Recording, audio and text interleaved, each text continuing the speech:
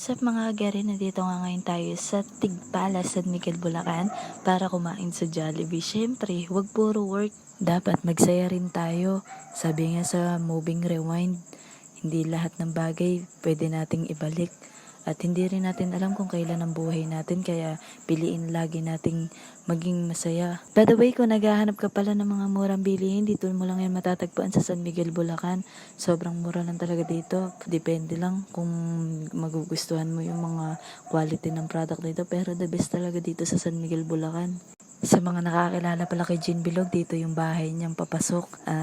Sikat din siyang vlogger dito sa San Miguel, Bulacan. Ako kasi nagsisimula pa lang. So ito nga, malapit na tayo sa Jollibee. Natatanaw ko na ang tunay na kaligayahan. Huy! Sa Jollibee ko lang pala makikita ang tunay na kaligayahan. Huy!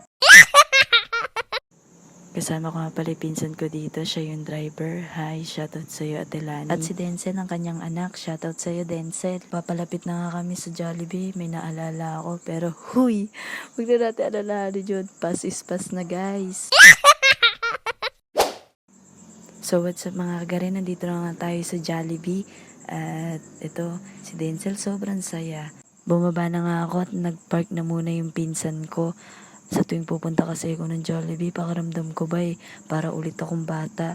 Dati kasi nung mga bata kami, hindi mo lang kami maipasyal ng nanay namin dahil sa kakapusan namin ng pera. Dahil tumaas na ang halaga ng pera, kaya nagagawa na namin makapunta sa iba't ibang restaurant tulad ng Jollibee, McDo, Chowking at iba pa. Salamat pa rin sa Diyos at binibigyan niya kami ng mga biyaya.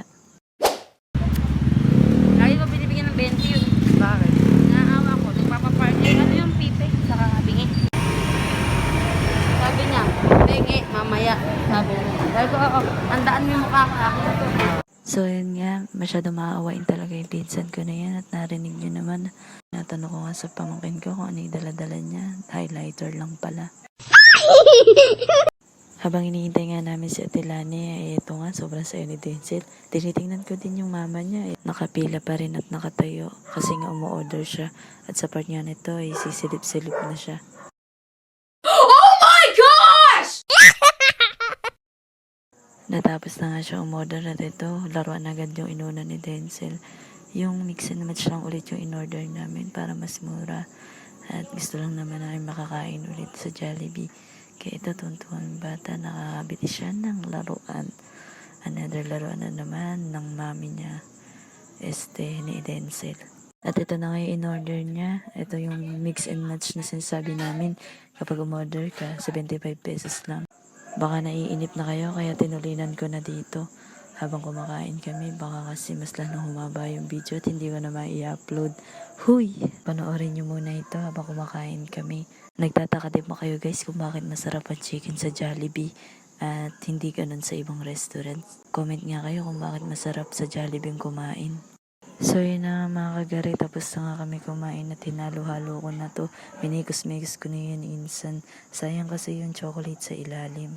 At ito naman si Denzel, ito nilalantakan din ang kanyang Coke float. Meron din silang biniling french fries, kaya sinasawsaw niya daw ito. Gusto niya to.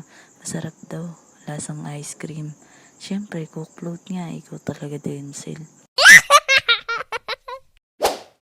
Dahil tapos na kami kumain, kaya ito, umalis na kami at pauwi na kami sa aming bahay. Salamat nga pala mga kagari sa followers ko dyan at sa mga sumusuporta sa akin. Salamat sa panonood.